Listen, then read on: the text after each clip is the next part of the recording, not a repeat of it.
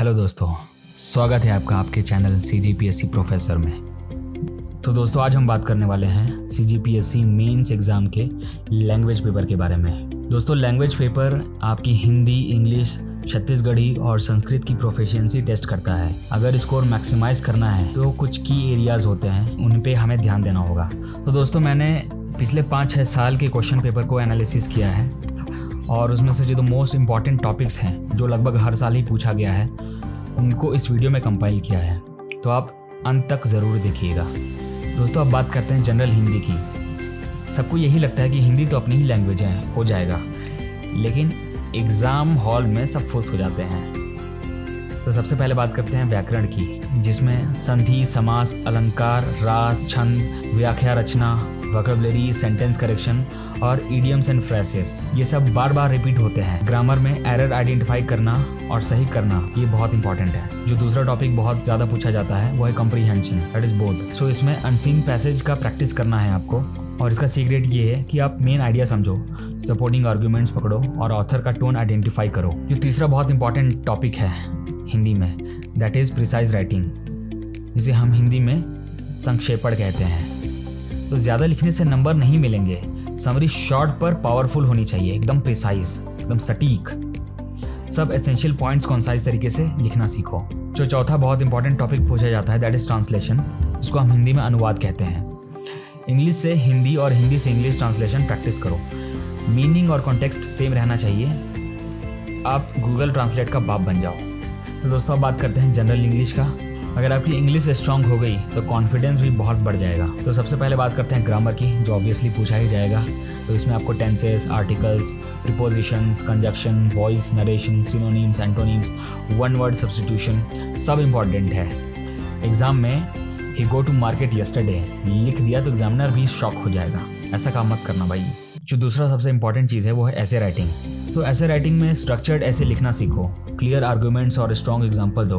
Current affairs पे लिखने की प्रैक्टिस करो, नहीं तो एग्जाम हॉल में ब्लैंक हो जाओगे। तो दोस्तों अब बात करते हैं कंप्रीहेंशन की। ये भी बहुत इंपॉर्टेंट है, जो आता ही है। हिंदी जैसा ही अनसीन पैसेज आएगा, क्वेश्चन ध्यान से पढ़ के आंसर लिखो।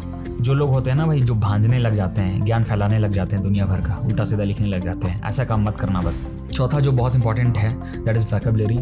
सो डेली रीडिंग और प्रैक्टिस से वोकैबुलरी इंप्रूव करो। जो वर्ड सीखो उनको सेंटेंस में सही जगह यूज़ करना भी सीखो।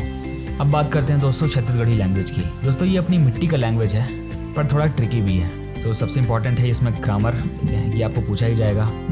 तो इसमें noun, pronoun, verb, adjective, adverb ये बेसिक सॉलिड होनी चाहिए, वरना पेपर देख के फील आएगा कि भाई मैंने लाइफ में क्या किया है, अपनी लैंग्वेज नहीं आती मुझे। अब बात करते हैं दोस्तों साहित्य और संस्कृति की, that is literature and culture, that is also very important. तो Chhattisgarhi folk tales, folk songs और लिटरेचर के इंपॉर्टेंट राइटर्स याद रखो।